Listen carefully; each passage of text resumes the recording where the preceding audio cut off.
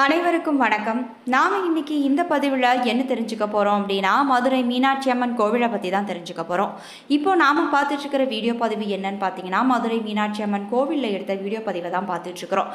இந்த பதிவை நாம் பார்த்துட்ருக்கும்போது மதுரை மீனாட்சி அம்மனை ஆள் மனசில் நினச்சி நாம் வேண்டிக்கிற வேண்டுதல் அனைத்துமே நிறைவேறுங்க. தொடர்ந்து இந்த பதிவில் மதுரை மீனாட்சி அம்மன் கோவிலை பற்றிய பல சுவாரஸ்யமான தகவல்களை தெரிஞ்சுக்க போகிறோம். ஸோ இந்த வீடியோ பதிவை நீங்கள் ஸ்கிப்பாக நம்ம பாருங்கள். மேலும் இந்த வீடியோ பதிவை நீங்கள் லைக் பண்ணுங்கள், ஷேர் பண்ணுங்கள், கமெண்ட் பண்ணுங்கள். மறக்காமல் நம்மளுடைய சேனலை சப்ஸ்கிரைப் பண்ணுங்கள். கூட இருக்க பெல் பட்டனையும் மறக்காமல் கிளிக் பண்ணுங்கள். அப்போ தான் நாங்கள் போடுற ஒவ்வொரு பதிவு நோட்டிஃபிகேஷன் மூலமாக உடனுக்குடன் உங்களை வந்து சென்றடையுங்க. இப்போது வாங்க வீடியோக்குள்ளே போகலாம். வீடியோக்குள்ளே போகிறதுக்கு முன்னாடி உங்களுக்கு மதுரை மீனாட்சி அம்மனை ரொம்ப பிடிக்கும்னா மதுரை மீனாட்சி அம்மன் தாயை போற்றி போற்றி என்னும் மந்திரத்தை மறக்காம 3 முறை எங்களுக்கு கமெண்ட் பண்ணுங்க. மதுரை என்று சொன்ன உடனே எல்லாருக்கும் முதல்ல நினைவுக்கு வருவது அந்த மீனாட்சி அம்மன் ஆலயம்தாங்க. மீனாட்சி அம்மன் மதுரையில் பிறந்ததாக கருதப்படுவதால் அம்பாளின் சன்னதியே முதன்மையாக இருக்குதுங்க. அம்மனை வணங்கிய பின்பே சிவபெருமானை வணங்கும் மரபும் கடைபிடிக்கப்படுது. மதுரை மாநகரத்துக்கு பெருமை சேர்க்கும் வகையில் மீனாட்சி அம்மன் கோவில் திகழ்ந்து வருதுங்க. நகரின் மைய பகுதியில் மிக பிரம்மாண்டமான கோபுரங்களுடன் கம்பீரமாக காட்சியளிக்கும் மீனாட்சி அம்மன் கோவில் உலக பிரசித்தி பெற்றதாக விளங்குதுங்க. மிகப்பெரிய கோவிலாக கருதப்படும் இந்த கோவில் 1600 ஆண்டுகால பழமை வாய்ந்ததாகவும் கருதப்படுது.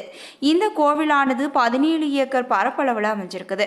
கோவிலின் மொத்த நீளம் 847 அடி, அகலம் 792 அடியாகவும் இருக்குது. ஆடி வீதியில் அமைந்துள்ள பிரகார சுவர் விளக்கு மேற்காக 830 அடியிலும் வடக்கு கிழக்காக 730 அடியிலும் அமையப்பட்டிருக்குதுங்க. மீனாட்சி அம்மன் கோவிலில் மதுரைக்கு அழகு சேர்ப்பது அதன் கோபுரங்களும் அதில் உள்ள கலாச்சார சிற்பங்களும் தாங்க. மொத்தம் 12 கோபுரங்கள், தங்கத்தினாலான கோபுரங்கள் 2 என 14 கோபுரங்கள் இருக்குதுங்க. இதில் கிழக்கு, மேற்கு, வடக்கு, தெற்கு என ஒவ்வொரு திசைக்கும் ஏற்றாற் போல 4 பிரம்மாண்ட வெளிப்புற கோபுரங்களும் அமையப்பட்டிருக்குதுங்க. இவை அனைத்துமே 9 நிலைகள் கொண்டதாக இருக்கும். இந்த 4 கோபுரங்களும் ராஜ கோபுரங்கள் என்று அழைக்கப்படுது. இந்த கோவிலானது மீனாட்சி சுந்தரேஸ்வரர் கோவில் என்று அழைக்கப்பட்டு வருதுங்க. மீனாட்சி அம்மன் மதுரையில் பிறந்ததாக கருதப்படுவதால் அம்பாளின் சன்னதியே முதன்மையாகவும் இருக்குது. அம்மனை வணங்கிய பின்பே சிவபெருமானை வணங்கும் மரபும் கடைபிடிக்கப்படுது. மீனாட்சி அம்மன் சிலை மரகதத்தால் ஆனதுங்க. பாண்டிய மன்னன் குலசேகர பாண்டியனின் கனவில் சிவபெருமான் வந்ததால் அவர் கடம்பவனம் என்ற காட்டை அழித்து மதுரை மாநகரையும் இந்த சிவசக்தி தலத்தையும் அமைத்ததாக கருதப்படுதுங்க. தொடர்ந்து இந்த பதிவில் மீனாட்சி அம்மன் வரலாறு குறித்து பார்க்கலாங்க. அதாவது மதுரை ஆண்டு வந்த மலையத்துவச பாண்டியனும் அவரது மனைவி காஞ்சன மாலையும் மகப்பேறு வேண்டி இறைவனை வழிபட்டு வந்தாங்க. பல்வேறு யாகங்களையும் செய்து வந்தாங்க. பிறகு பிரம்மன் உபதேசித்ததன் பேரில் புத்திர காமேட்டி யாகமும் மேற்கொண்டாங்க. அப்போது அவர்களுக்கு அருளும் பொருட்டு இவ்வுலகையே ஈன்ற அன்னையான உமாதேவியார் அந்த யாக குண்டத்தில் 3 தனங்களை உடைய பெண் குழந்தையாக தோன்றினாங்க. குழந்தை உருக்கண்டு பேரானந்தம் பெற்ற அரசனும் அரசியும் அக்குழந்தையின் உருவிலே இருக்கும் மாற்றம் கண்டு மனம் வருந்தினாங்க. அப்போது சிவபெருமான் அசரீரியாக, மன்னா மனம் வருந்தாதே, இக்குழந்தைக்கு தடாதகை என்று பெயரிட்டு கல்வி கேள்விகளில் சிறப்பு பெறுமாறு அனைத்து கலைகளையும் கற்றுக்கொடு என்று கூறினாருங்க. தனக்கேற்ற கணவனை இக்குழந்தை காணும்போது மிகுதியாக உள்ள ஒரு தனம் மறைந்துவிடும் என கூறினாருங்க. அரசனும் மன அமைதி பெற்றாங்க.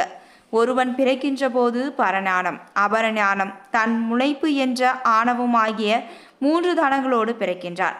தடாதகைக்கு இறைவனை பார்த்தவுடன் 3வது தனம் மறைந்ததைப் போல மனிதன் இறைவனை நினைப்பதால் ஆணவம் என்ற 3வது தனம் மறையும் என்பது தத்துவங்க. தடாதகை நாளொன்று மேனியும் பொழுதொரு வண்ணமுமாக வளர்ந்து கல்வி கேள்விகளில் சிறந்து வீரம் மிக்கவளாக வளர்ந்து வந்தாங்க. பாண்டிய நாட்டின் அரசியாகவும் ஆனாள். செங்கோல் வலுவாமல் சிறந்த முறையில் ஆட்சியும் செலுத்தினாங்க. பாண்டிய நாடு பெருவளம் பெற்று பொன்னாடாக பொலிவு பெற்றதுங்க. தடாதகை தன் நாட்டின் எல்லையை விரிவுபடுத்த எண்ணி பல குறுநில மன்னர்களின் மீது படையெடுத்து சென்று வென்றாங்க. பிறகு பெரும்படையுடன் சென்று கைலையம்பதியை அடைந்து போர் முரசு கொட்டினாங்க. அவளை எதிர்த்த பூத படைகளும் நந்தி தேவரின் படைகளும் தோல்வியை தழுவியதுங்க. இதனை அறிந்த இறைவன் போர்க்கோலத்துடன் அங்கே எழுந்தருளினாருங்க.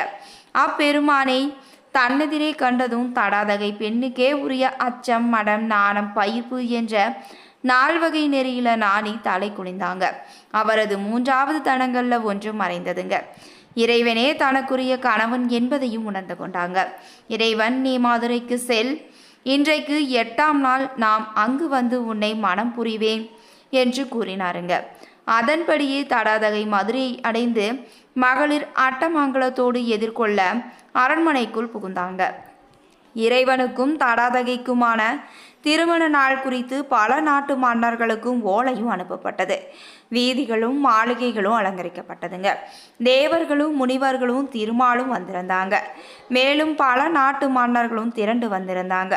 பங்குனி உத்திர பெருநாளில் திருமணத்திற்குரிய நல்ல வேளையில இறைவன் தடாதகையை மணந்தாருங்க. சுந்தரபாண்டியன் என்னும் பெயருடன் மதுரை ஆண்டு வந்தாருங்க. அதன் பின்பு முருகனின் அவதாரமாக வந்து தோன்றிய உக்கிரகுமார பாண்டியனுக்கு முடிசூட்டி விட்டு மீனாட்சி சுந்தரேஸ்வரராக இறைவடி வாயினர் என்பது இத்தல வரலாறாக கருதப்படுதுங்க. மீனை ஒத்த கண்களை உடைய தடாதகை பிராட்டியே மீனாட்சி அம்மி என்ற பெயருடன் கோவில் கொண்டு விளங்குறாங்க. தன்னை வேண்டிய பக்தர்களுக்கு அருளியவளாக மீனாட்சி அம்பிகை இத்தலத்தில் அருள் செய்கிறார். இதனால் தான் பெண்களின் தெய்வமாக இவள் கருதப்படுகிறாங்க. தங்கள் மஞ்சள் குங்குமம் நிலைக்கவும் தைரியமாக பேசவும் மீனாட்சியே கதி என பக்தைகள் தாவும் கிடைக்கிறாங்க. மீனாட்சி என்பது மீன் போன்ற அழகிய கண்களை உடையவர் என்று பொருள்படுங்க. மீன் முட்டையிட்டு தனது பார்வையாலேயே குஞ்சு பறிக்கும். அதுபோல உலகத்து மக்களுக்கு தன் அருள் பார்வையால் மீனாட்சி நலம் தருபவள் என புராணங்களும் போச்சுதுங்க.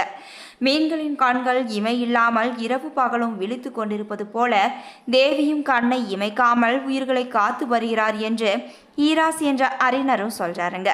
கருவறையில மீனாட்சி அம்மன் இரு திருக்கரங்களுடன் ஒரு கையில் கிளியுடன் சென்று ஏந்தியபடி காட்சி தருகிறாருங்க. கருணை பொழியும் கண்களுடன் அகிலம் எல்லாம் அருள் பாலிக்கும் அன்னையை காண கண்கோடி வேண்டுங்க. இவரை வணங்கினால் சகல ஐஸ்வர்யங்களுடன் கூடிய வாழ்க்கை அமையும் என்பது பக்தர்களின் நம்பிக்கையாக இருக்குது. ஒரு குடும்பத்தில் பெண்கள் கைவோங்கி இருந்தால் அந்த வீட்டில் மீனாட்சி ஆட்சி நடக்கிறதா என்ற பேச்சு வழக்கில் இருக்குதுங்க. அந்த அளவுக்கு மீனாட்சி அம்மன் புகழ் இன்றளவும் கொடி கட்டி பறக்குதுங்க. மதுரை மீனாட்சி சுந்தரேஸ்வரர் கோவில் என்பது வைகை ஆற்றின் கரையில் அமைந்துள்ள கோயில் நகரமான மதுரையின் மத்தியில் அமைந்துள்ள சிவன் ஆலயமாகுங்க. இச்சிவ ஆலயத்தின் மூலவர் சுந்தரேஸ்வரர் மற்றும் அம்பிகை மீனாட்சி அம்மன். இக்கோவிலை மதுரை மீனாட்சி அம்மன் கோவில் என்றும் அழைக்கிறாங்க. இக்கோவிலில் தமிழகத்தில் உள்ள 366 மீனாட்சி சுந்தரேஸ்வரர் கோவில்களின் மூல கோவிலாக இருக்குதுங்க. இத்தலத்தில் முதல் பூசை அம்பிகை மீனாட்சிக்கே செய்யப்படுது. மதுரை மீனாட்சி சுந்தரேஸ்வரர் கோவில் 15 ஏக்கர் பரப்பளவில் அமைஞ்சிருக்குது. இந்த கோவிலானது 8 கோபுரங்களையும் 2 விமானங்களையும் உடையதுங்க. இங்குள்ள கருவறை விமானங்கள் இந்திர விமானங்கள் என்றும் அழைக்கப்படுது. 32 கற்சிற்பங்களும் 64 சிவகணங்களும் 8 வெள்ளை யானைகளும் கருவறை விமானங்களை தாங்கி நிற்குதுங்க. இத்திருக்கோவில் கிழக்கு மேற்காக 847 அடியும் தெற்கு வடக்காக 792 அடியும் உடையதுங்க. இக்கோவிலின் ஆடி வீதிகளில் 4 புறமும் 9 நிலைகளை உடைய 4 கோபுரங்கள் மிக உயர்ந்த நிலையில இருக்குதுங்க. இவற்றில் ராஜகோபுரம் அதாவது கிழக்கு கோபுரம் கிபி 1216 முதல் 1238 ஆண்டு பிற்கால பாண்டியர்களாலும், மேற்கு கோபுரம் கிபி 1323 ஆண்டில் மாரவர்மன் குலசேகர பாண்டியனாலும், தெற்கு கோபுரம் கிபி 1559 ஆண்டில் மன்னர் விஸ்வநாத நாயக்கராலும், வடக்கு கோபுரம் கிபி 1564 முதல் 1572 ஆண்டில் மன்னர் முத்துவீரப்ப நாயக்கரால் கட்டப்பெற்று முடிக்கப்பெறாமல் பின்னர் கிபி 1878 ஆண்டில் தேவக்கோட்டை நகரத்தார் சமுதாயத்தை சேர்ந்த வைநாகரம் குடும்பத்தினரால் முடிக்கப்பட்டதாகவும் வரலாறு சொல்லுதுங்க. இவற்றில் தெற்கு கோபுரம் மிக உயரமானதாக கருதப்படுது. இதன் உயரம் 160 அடியாகவும் இருக்குதுங்க. மேலும் மீனாட்சி அம்மன் கோபுரம் காலத்தி முதலியாரால் கிபி 1570 கட்டப்பெற்று கிபி 1963 ஆண்டில் சிவகங்கை சண்முகத்தால் திருப்பணி செய்யப்பட்டதுங்க. சுவாமி கோபுரம் கிபி 1570 ஆண்டில் கட்டப்பெற்று திருமலை குமரர் அறநிலையத்தால் திருப்பணி செய்யப்பெற்றது. இக்கோவிலினுள் 1 ஏக்கர் பரப்பளவில் பொற்றாமரை குளமும் அமைக்கப்பட்டிருக்குதுங்க. கோவிலின் அழகிய சிற்ப வேலைப்பாடுகள் ஒவ்வொரு மண்டபத்திற்கும் வேறுபட்டு அழகிய நுணுக்கங்களை கொண்டும் தனி சிறப்புகளையும் உள்ளடக்கி இருக்குதுங்க. இதுவரைக்கும் மதுரை மீனாட்சி அம்மன் கோவில் பற்றிய பல சுவாரஸ்யமான தகவல்களை தெரிஞ்சுக்கிட்டோம். இந்த பதிவானது கண்டிப்பாக உங்களுக்கு ஒரு பயனுள்ள தகவலாக இருந்திருக்கும் நம்புறேன். இது போன்ற பயனுள்ள தகவல்களை நீங்கள் உடனுக்குடன் தெரிஞ்சுக்கணும்னா மறக்காமல் எங்களுடைய சேனலை சப்ஸ்கிரைப் பண்ணுங்கள். கூட இருக்க பெல் பட்டனையும் மறக்காமல் கிளிக் பண்ணுங்கள். அப்போ தான் நாங்கள் போடுற ஒவ்வொரு பதிவு நோட்டிஃபிகேஷன் மூலமாக உடனுக்குடன் உங்களை வந்து சென்றடையுங்க. நன்றி நண்பர்களே.